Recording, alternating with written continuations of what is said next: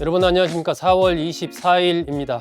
오늘 또 정치권의 시계 바쁘게 돌아가고 있습니다. 한동훈, 홍준표, 우리는 맞수 이렇게 잡아봤습니다. 지금 국민의힘에서는 이제 대선 후보 경선 토론회가 본격화되고 있습니다. 4명으로 압축한 이후에 오늘 내일 토론회가 4차례 진행이 됩니다. 이게 약간 이제 후보들마다 조금 이게 희비가 좀 갈리는 것 같습니다. 일단 그 일정부터 한번 볼까요? 경선 토론회 대진표 어떻게 짜여졌는지 한번 보겠습니다. 오늘 오후 4시에 김문수, 한동훈 후보가 토론회를 합니다. 이 주도권 토론이기 때문에 김문수 후보가 한동훈 후보를 지목을 한 거죠. 오후 5시 30분에는 안철수, 김문수 후보가 토론을 합니다. 역시 안철수 후보가 김문수 후보를 지명해서 토론을 합니다. 내일은 한동훈 후보가 홍준표 후보를 지명했고 홍준표 후보도 한동훈 후보를 지명했습니다. 그래서 두 차례 토론을 한동훈, 홍준표, 홍준표, 한동훈 두 후보는 두 차례 내일 토론을 합니다. 그리고 26일 날 오후 5시 40분에 4명이서 마지막 토론회를 하고 29일 날 결과가 발표가 됩니다. 이런 흐름으로 가고 있습니다. 27, 28일 날 당원 투표를 하게 되고요. 일반 국민 50%, 당원 50% 이런 식으로 진행을 하죠. 그 결과가 29일 공개가 돼서 29일 날 과반 이상 득표를 얻는 후보가 나오면 그 후보가 국민의힘의 대선 후보로 확정이 되는 것이고, 그게 안 되면 1, 2위 후보 간에 다시 이제 결선 투표를 해서 5월 3일 날 후보가 최종적으로 정해지게 됩니다. 지금 이제 토론회 대진표에서 보셨다시피 후보 간에 좀 희비가 엇갈립니다. 일단 4명의 후보 중에 다른 3명이 지목하지 않은 후보가 한 명 있습니다. 안철수 후보입니다. 다른 3명 김문수, 한동훈, 홍준표 후보가 안철수 후보랑 토론하고 싶다 이렇게 지목을 하지를 않았습니다. 김문수 후보와 홍준표 후보는 2번씩 토론을 하는 거고, 한동훈 후보는 3번 토론을 합니다.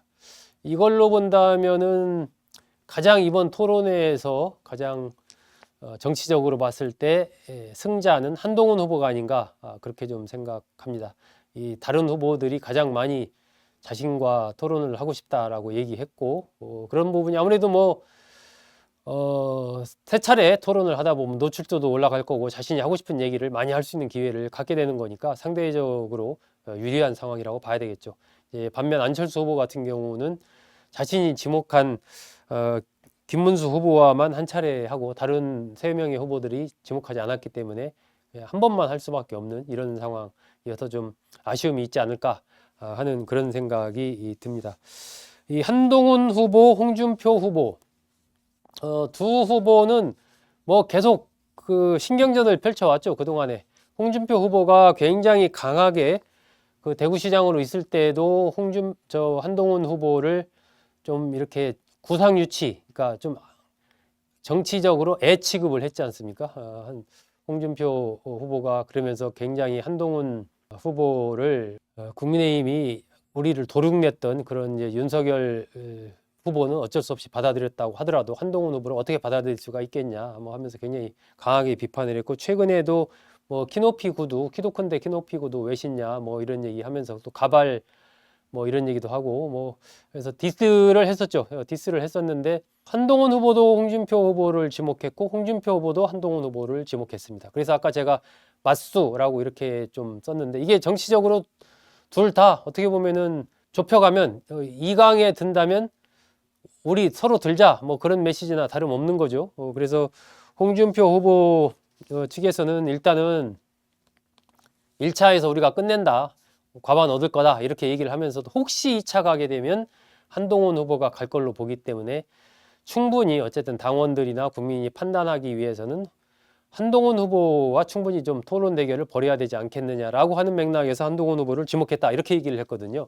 아마 한동훈 후보도 비슷할 것 같습니다. 결국은 한 명이 살아남는다면 홍준표 후보가 될 것이다 라고 판단을 해서 홍준표 후보, 탄핵에 반대했던 대표주자로서의 홍준표 후보와 탄핵에 찬성했던 한동훈 후보, 자신과의 어떤 양강 대결, 이렇게 이제 국민의힘의 대선 경선의 판을 짜가는 이 이해관계에서 한동훈, 홍준표 두 후보의 이해관계가 일치한 것이죠. 그래서 서로 이제 서로를 지목하는 상황이 되다 보니까 두 사람이 토론을 연이어서 하게 되는 그런 상황까지 이르게 된 겁니다.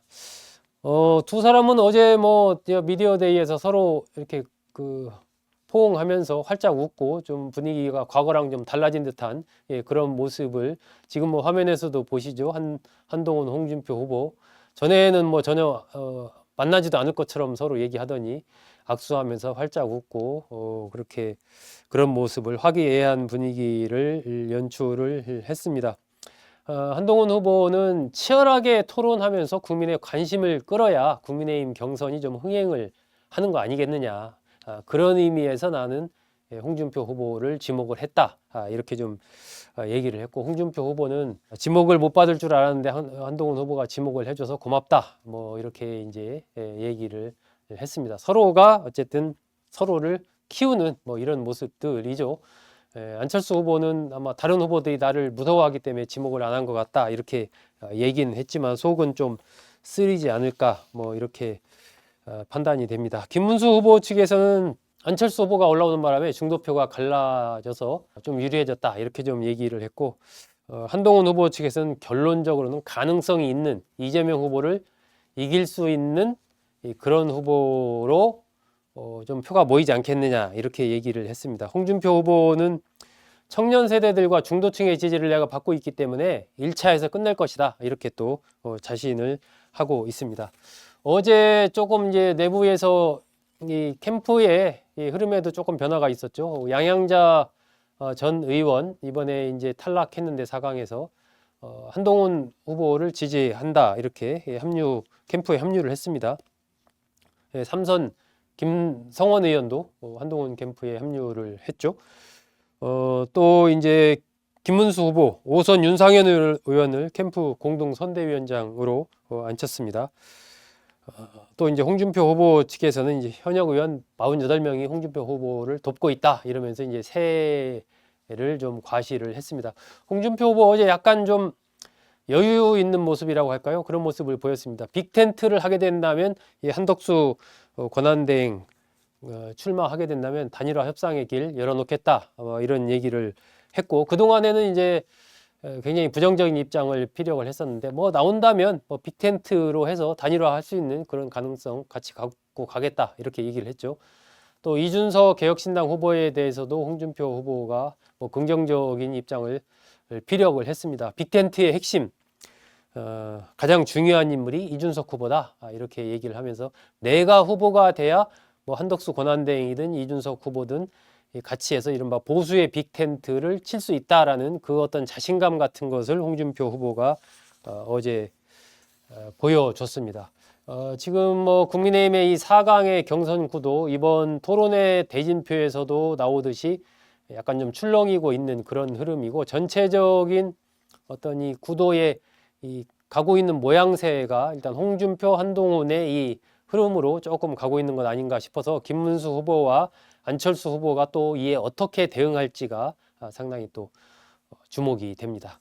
오늘의 포커스 두 번째, 한동훈, 홍준표, 우리는 맞수. 서로 정치적으로 같이 이제 2강에 들면 우리 둘이 들자 이런 개념으로 서로를 띄워주고 있는 이 두 사람의 이야기로 오늘의 포커스 두 번째 했습니다. 이번엔 진짜 이재명이 대통령이 되려나 라이님, 네 감사합니다. 반면 범죄자가 어떻게 대통령이 될까요? 천철살인님 주셨습니다. 깽덕님, 한동훈 인기가 많네요. 크크크.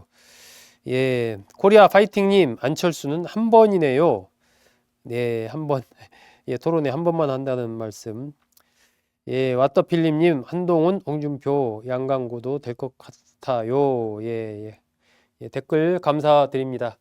네, 오늘 포커스 잘 들어주셔서 여러분 고맙습니다.